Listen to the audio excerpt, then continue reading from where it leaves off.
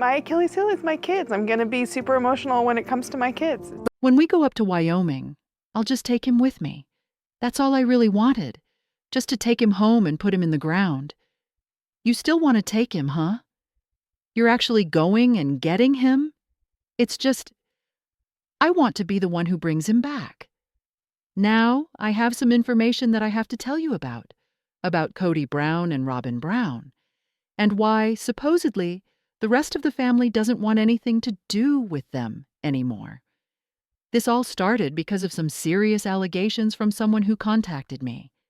This individual actually helped organize the Nevada National Guard Service Memorial for Robert Garrison Brown, which was held at the end of March 2024. If you remember from the program, Kody said he wanted to bring Garrison home and put him in the ground. That particular statement somehow reached someone who was directly involved in organizing the memorial, someone who was well aware of the cremation, the family's desires, and the fact that the National Guard ceremony that was being taped was not something that the family was in favor of. Kody was reportedly the sole person who insisted on it. That line, "Put him in the ground," hit a chord with this individual, and it made them call me. Here's what they claim actually happened. This may also throw some light on what McKelty said last year, that there was something that happened at the funeral that drove the family even further apart from Kody and Robyn. There were things done and said, reportedly, that had everyone involved really upset. As a matter of fact, McKelty has said that Kody hasn't made up with any of his kids since the funeral. If anything, the rift has only grown wider. Now, for a bit of context, Garrison Brown served in the Nevada National Guard. When someone joins active service, they're offered the chance to draft a will, assign power of attorney, and set up a plan in case they're deployed and don't make it back, or if they pass away while serving. From this insider, that's precisely what Garrison did. In the U.S. Armed Forces, there is a special mortuary services branch that takes care of it all, be it cremation, burial, coordinating the 21-gun salute, dealing with the honor guard, or coordinating estate issues. They also assist the family to make sure that all necessary papers, wills, insurance, etc., are taken care of, instituted to help settle the estate of a deceased service member. The person who called me, well, they were the one responsible for organizing all of it. And what they told me might either surprise you, or perhaps not. Either way, these are their allegations, presented here solely for informational and entertainment purposes. But now I did take a moment to make sure this individual is indeed a member of the U.S. military, and that they were actually linked to Garrison's particular memorial. Garrison's funeral was coordinated by the mortuary services of the military, which are headquartered out of Virginia. That unit goes wherever it is needed in order to assist with coordinating services. The deceased can be buried with a regular military funeral, can opt for cremation, burial in a military cemetery, or even private services, whatever they want. In Garrison's case, and as he had requested personally, he was cremated. There was no military burial. Throughout the service, the urn holding Garrison's remains remained with Janelle and her boys. It never left their side. In the countdown to the memorial, rumor spread throughout the family that Kody wished to invite TLC's cameras to record the National Guard ceremony. Supposedly, one of Janelle's other relatives, not one of her kids, but another family member who is close, picked up the phone and called Kody and said directly, "Don't come." They made it plain as day, that the family did not want any cameras there. They didn't want TLC involved. And most of all, they didn't want Robyn there. Garrison's relationship with Robyn, as the source explained, had been strained to the point of outright dislike. His feelings, and those of other family members, were being respected and honored. It was a heavy emotional environment at the service, the insider reported. Most of the family felt that Kody and Robyn's treatment of Garrison, both on and off camera, hadn't helped him. The exclusion, the cutting words, the cold shoulder, it all made an impression. And since Garrison had been estranged from both Kody and Robyn when he died, the rest of the family didn't want them there. Kody, though, didn't appear to care about those desires, or at least that's what this source conveyed.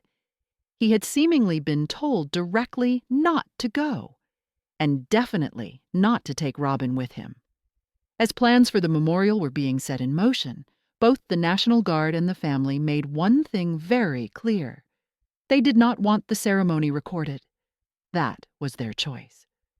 But when the memorial actually occurred, which was hosted in Nevada, the memorial was a public event in a technical sense. Even after being requested not to go there, Kody still went. And not alone. He brought Robyn. And yes, the TLC crew was with him as well. As the person who contacted me described, the instant Kody walked into the room, the atmosphere changed. It was as if the air had been drained. The energy became dense. Most of the people present were clearly uncomfortable just by his presence. The source described it like this: Kody, Robyn, and the TLC crew walked in like they were some kind of VIPs, putting on a show, almost as if the event were just another episode.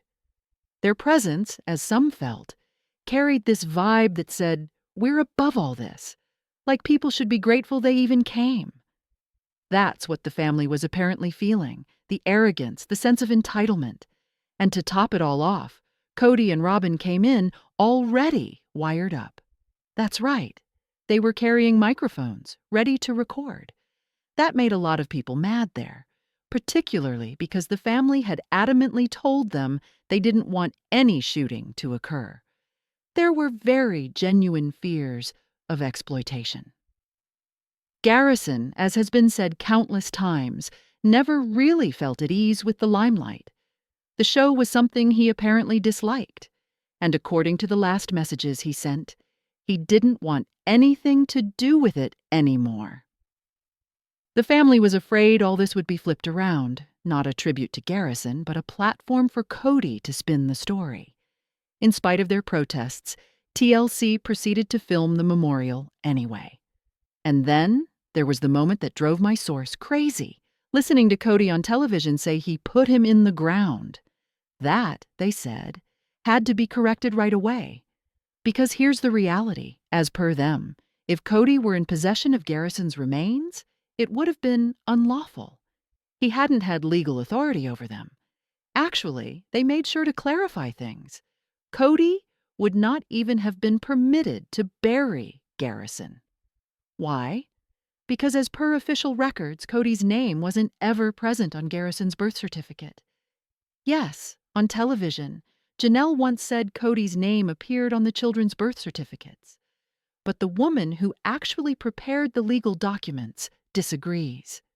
There was no legal link, no paternity test, no listing on the birth certificate, nothing that was legally binding. And in Garrison's official will, Kody was entirely excluded. The will named Janelle as the legal power of attorney. She was the one entrusted to handle everything, into a spectacle. They simply wanted to honor Garrison in peace, away from the cameras, away from the show, and especially away from the people he'd grown estranged from. It wasn't about grief. It was about optics, the source said. Kody did not come out of sorrow, but with an agenda. They claimed that he required a narrative, something dramatic for the new season of Sister Wives, a redemption arc, a means to manipulate public opinion, to position himself as the battered father who lost his child and was treated poorly by his own family in the process. The source even went so far as to say that Robyn didn't even want to go. Apparently, she hadn't been close to Garrison either and wasn't emotionally attached to the service. But Kody allegedly demanded that she attend, because having her there would create emotional tension for the cameras. It would create a story. Here's the bereaved father trying to do what is right for his son, but burdened with an antagonistic family who are nasty to his wife. And that, the family believed, was not just disrespectful, but an absolute betrayal of Garrison's memory. He didn't want cameras. He didn't want Robyn. He didn't want Kody. He desired peace, and he made arrangements for it, down to his will, the insurance, the cremation, and what to do with his remains. Janelle, being the executor, executed his wishes. She and her boys held the urn at the memorial. Kody was not included in that process, legally, emotionally, or spiritually. And when Kody stated on television that he put him in the ground, that was not only inaccurate, it was also hurtful, the family said. Because he didn't. He wasn't permitted to. He wasn't even mentioned in Garrison's last wishes. It might startle some watchers who only observe what's been edited for television. But in accordance with this military source, who assisted in coordinating the memorial and confirmed their role, what was broadcast wasn't the entire story. The reality off-camera was even more agonizing and even more revealing. The family's silence might now be more understandable. So too the estrangement that continues. They weren't being cold. Kody, showing up with Robyn and an entire TLC crew, was not merely an interruption. Its presence was felt as a betrayal. A memorial is meant to celebrate the life of the one who is gone. But in this instance, it felt to many of the people who attended like the show was attempting to hijack Garrison's final farewell. In spite of explicit family desires, in spite of military tradition, and in spite of legal limits, Kody supposedly tried to make his move. When he attempted to grasp the folded American flag and the medals, honors that, according to military tradition, belong to the mother if the deceased is not married, there was outrage. He had no right under law, and the moment soured. The honors were rightfully given to Janelle. And that wasn't the first time Kody attempted to insert himself into a place that wasn't his to take. He allegedly insisted on sitting in the front row next to Janelle, attempting to play the role of grieving father alongside grieving mother. But the family declined. Instead, Hunter, a military officer, brother of Garrison, and person whom the family highly regards, sat next to his mother. It was a purposeful, symbolic choice. Support, not spectacle. At the same time, Kody and Robyn were instructed to sit further back. Even Meri, Kody's ex-wife, was given a seat of honor next to Gwendolyn, who had particularly requested her comfort. The picture painted just how divided the family life had become, and how the rest of the family was all joined together in preserving Garrison's memory from being used. As per the source, Janelle's sons, Logan, Hunter, and Gabriel, were emotionally and physically guarding her. They were standing around their mother, protecting her from Kody's presence. It was deliberate. They felt he had left Garrison behind in life, and they were not going to allow him to pretend to have a connection in death. In the end, the family wasn't able to prevent TLC from filming, at least not completely. Some were under contract. Some might have been wired without being able to fully object. But the family did all they could to preserve the dignity of the memorial. They didn't want drama. They didn't want reality TV. They wanted to mourn. But Kody, the source continues, had other ideas. Room. They were strangers, unwelcome and out of place. The chill of the family's silence, the emotional wall around Janelle constructed by her sons, and the general ambiance spoke clearly. Kody and Robyn were no longer part of Garrison's life, and definitely not part of the close-knit group that came to pay tribute to him. The reference was brusque. Kody wasn't acting like a bereaved father. He was acting like a man pursuing a narrative. The tears? Coerced? The emotion? Constructed. The motive? Control the cut, forge a redemption arc for himself on TLC, and Robyn, they claim, was no better. She didn't wish to go, supposedly because she didn't get along with Garrison either. But she did go, probably at Kody's insistence. Together, they apparently attempted to stage a scene, not pay respects. The TV tale Kody subsequently spun about burying Garrison in Wyoming was never in the original plan of the family. To the contrary, the source explains that the family was shocked to hear Kody speak of it. They never authorized any burial in Wyoming. Garrison was cremated as per his military documents, and the urn was handed directly to Janelle and her boys.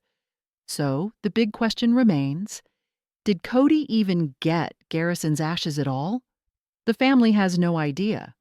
Some think he may have asked for a portion, but others think the burial story was all made up for TV, to portray Kody as a father taking a heroic trip. But to others who knew what was really going on, it was just a scripted drama. The last lesson from the source was obvious.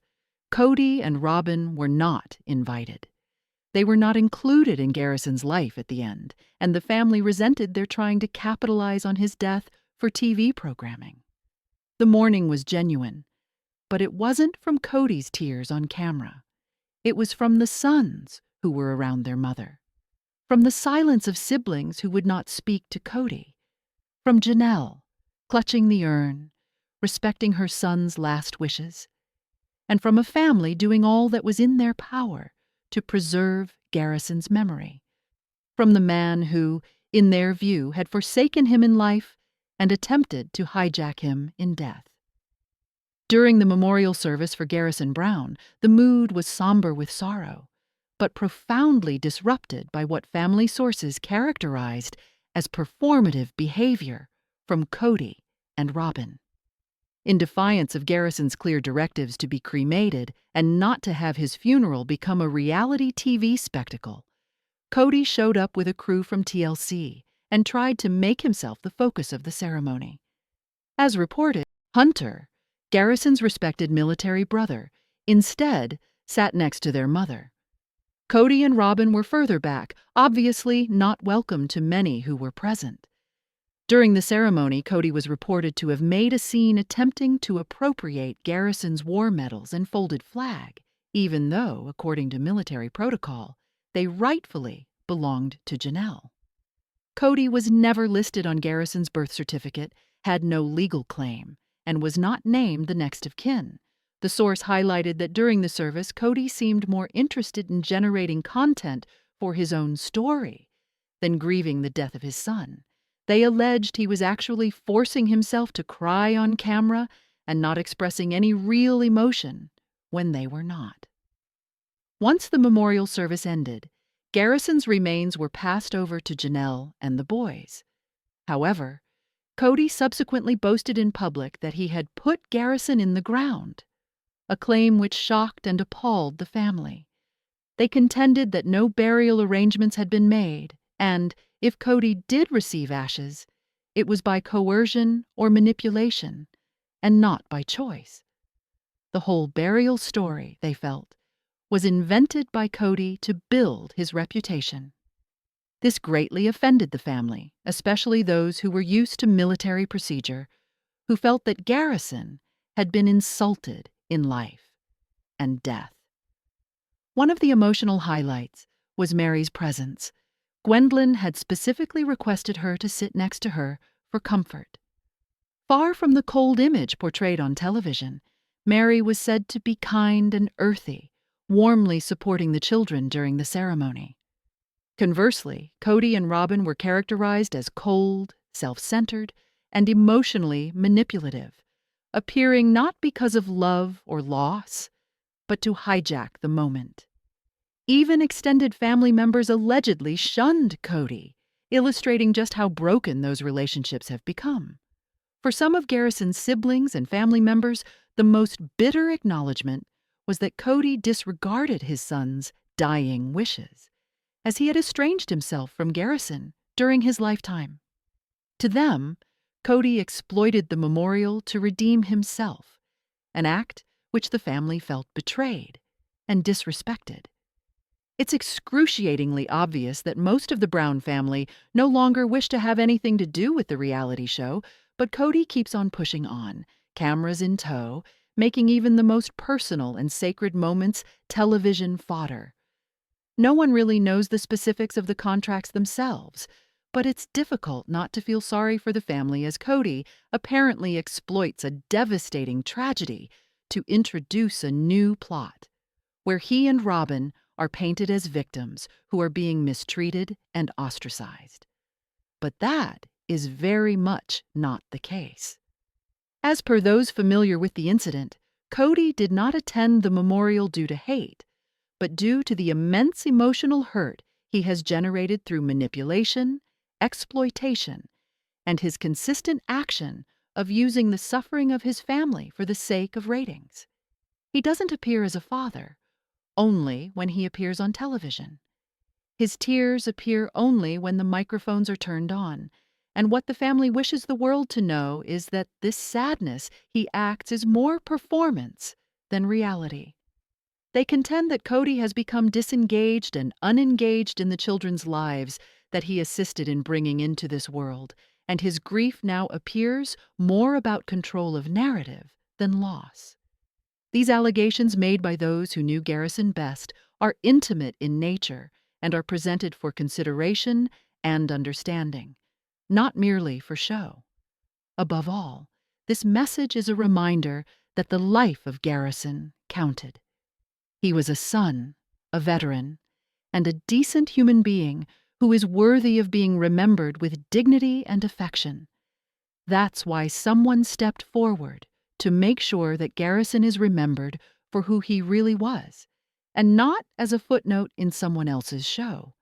If this message touched your heart, please give it a thumbs up, subscribe for more, and press the bell icon to stay updated. Thank you for watching. Take care of yourself.